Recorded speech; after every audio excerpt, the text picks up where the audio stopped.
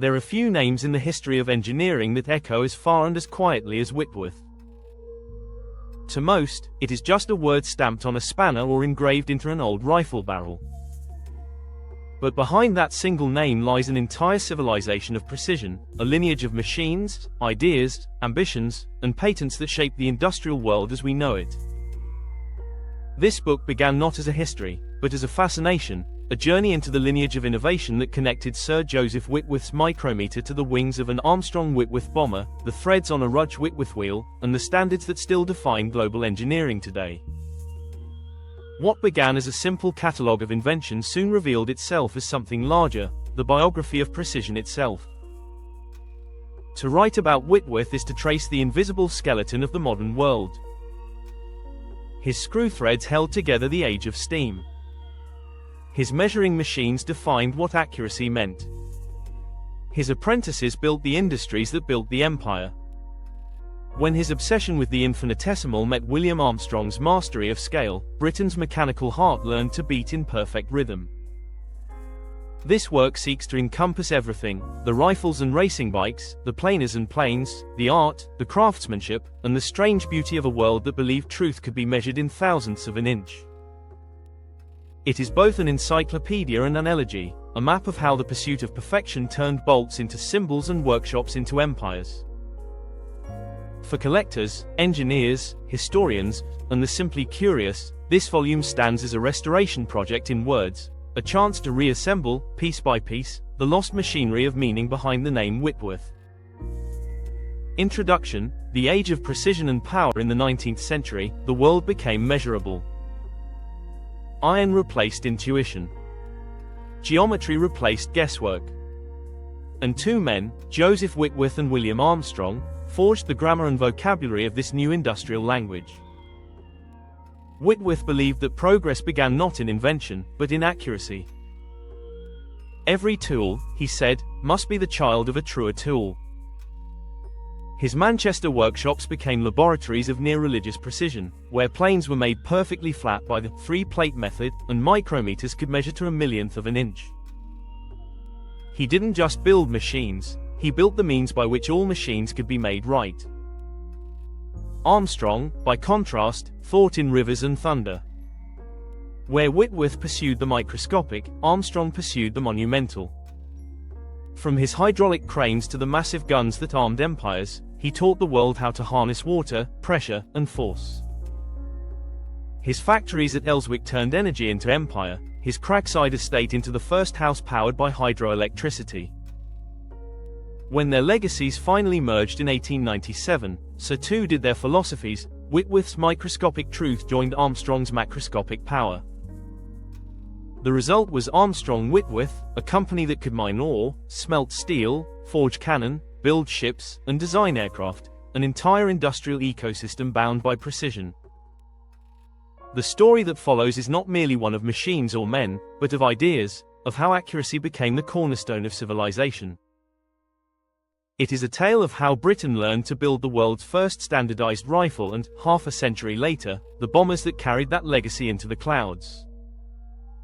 From threads to thunderbolts, this is the complete record of Whitworth's world: the inventions, the factories, the tools, the companies, the collectors, and the quiet, enduring philosophy that made all modern industry possible: that truth must be built to exacting tolerances. In the first decades of the 19th century, Britain was loud with invention. Iron rails shrieked across the countryside, and the smoke of 1,000 engines choked the dawn. But beneath the clang of progress was disorder. Each factory was a small kingdom with its own measures, its own screw threads, and its own idea of fit. A bolt made in Manchester might not fit a nut from Birmingham, a steam valve from Glasgow could not replace one from Leeds. The Industrial Revolution had built a vast empire of machinery, but without a shared language of precision, its creations were as incompatible as the tongues of Babel. Into this mechanical confusion was born Joseph Whitworth, not just an engineer, but a philosopher of accuracy. He did not chase spectacle or size. He sought something quieter, more fundamental: truth in metal. Where others worshipped horsepower, Whitworth worshipped the thousandth of an inch. His creed was simple: progress would come not from more power, but from more precision. And he would spend his life proving that the smallest measurements could move the largest empires. The Apprentice's Eye, Formative Years and Influences, 1803 to 1825. Joseph Whitworth was born on December 21, 1803, in Stockport, Cheshire. His father, a schoolmaster and Congregationalist minister, raised him in an environment of moral discipline and intellectual curiosity. The young Whitworth's imagination, however, was mechanical. He spent hours sketching machinery, observing the looms and spinning frames in nearby cotton mills, fascinated by the rhythm and precision, and by how often that precision failed. At 14, he apprenticed under his uncle, a cotton spinner in Derbyshire. There he learned that industrial progress depended on mechanical reliability, and how fragile that reliability was. A single miscut gear tooth could halt an entire mill. He began to dream of machines that would never falter, not because they were larger or stronger, but because they were truer. In 1821, he set out for London, then the capital of world engineering. He found work with Henry Maudslay, the father of the machine tool industry, who had perfected the screw-cutting lathe. Maudsley's obsession with accuracy left a lifelong mark on the young apprentice. A good engineer, Maudslay said, is one who can make one part fit another, every time. Whitworth absorbed not just the techniques but the philosophy, that precision was the foundation of civilization. He later worked for Joseph Clement, who was constructing Charles Babbage's difference engine, an early mechanical computer demanding tolerances never before attempted. Whitworth saw the bleeding edge of what precision could do, and what its absence could destroy. A brief stint with James Naismith, inventor of the steam hammer, added a new layer: innovation was useless without reproducibility. By 1825, Whitworth had become a living synthesis of his mentors, Maudsley's perfectionism, Clement's exactitude, and Naismith's power. He left London carrying not blueprints, but a conviction that Britain's future rested on its ability to measure the truth.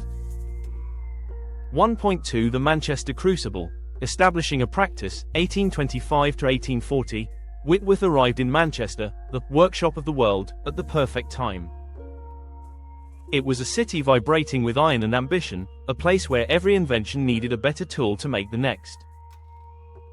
He opened his own workshop and quickly earned a reputation for producing tools of uncanny accuracy. His first breakthroughs came from challenging assumptions others never questioned. Where most machinists used soft iron, Whitworth built his lathes and planers from hardened and tempered steel, ensuring they retained their geometry under stress. His tools were more expensive, but they held their truth for decades. By the 1830s, Whitworth and Amp Company was supplying the nation's railways, textile mills, and shipyards. The factory floor itself became a kind of cathedral to measurement. Workers were trained not just to build but to verify. His apprentices learned that good enough was the enemy of progress. Whitworth's Manchester shop became a university of precision. Its graduates went on to found tool-making firms across Britain and the Commonwealth, spreading his gospel of tolerances like missionaries of the mechanical faith. The three great calibrations. Whitworth's genius crystallized into three inventions that together redefined engineering, a trinity of measurement that laid the foundation for modern industry. The Lord Chancellor, achieving a true plane. The cornerstone of precision is flatness. Before Whitworth, producing a truly flat surface was more art than science. In 1830, he devised the now legendary three-plate method, a process so simple it bordered on elegant logic. By rubbing three cast iron plates, A, B, and C, against each other, marking high spots with pigment, and scraping them down iteratively, each surface became truer through mutual correction.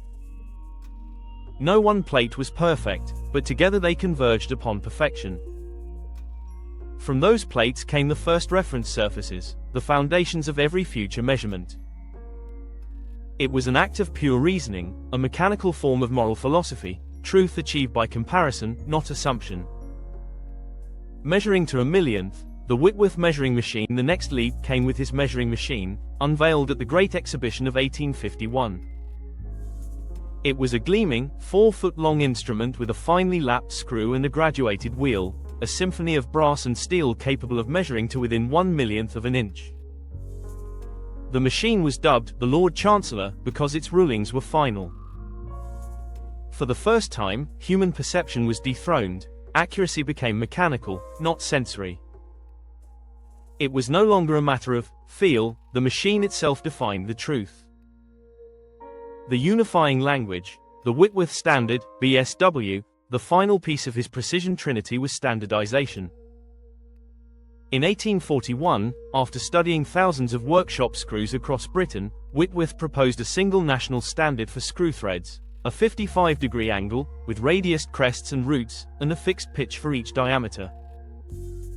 This became the British Standard Whitworth, BSW, the first of its kind in the world. Its impact was revolutionary. For the first time, parts made in one workshop would fit those made in another. Machines could be repaired, maintained, and expanded without the tyranny of custom manufacture.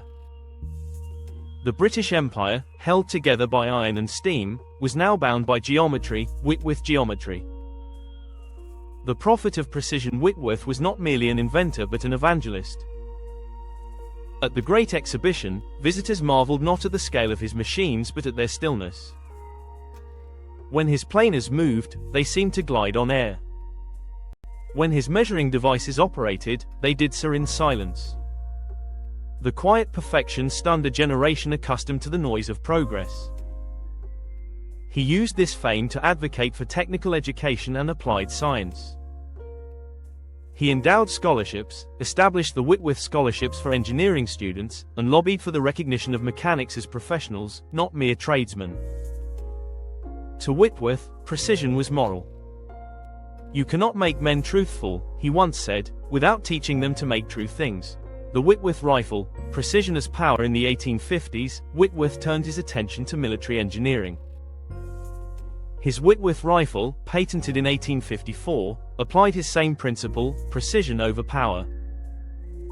The weapon's hexagonal bore matched a mechanically formed bullet, producing unprecedented accuracy. At the Hythe trials of 1857, his rifle grouped shots within 6 inches at 500 yards, 5 times more accurate than the standard Enfield.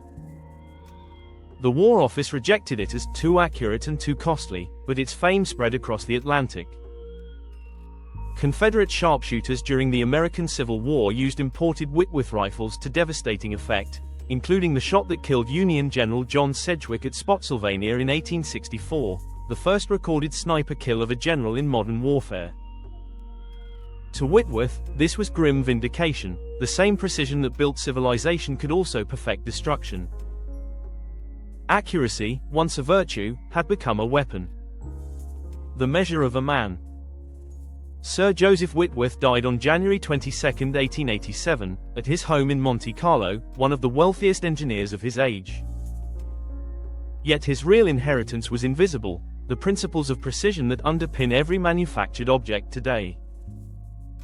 He transformed engineering from craft to science, replacing trial and error with tolerance and calibration. His methods outlived his machines, his philosophy outlived his patents. When the Armstrong-Whitworth merger united his spirit of measurement with Armstrong's mastery of power, the modern industrial era truly began. His epitaph could have been written on a surface plate: "He made things true, and by them, the world." The Whitworth legacy at a glance.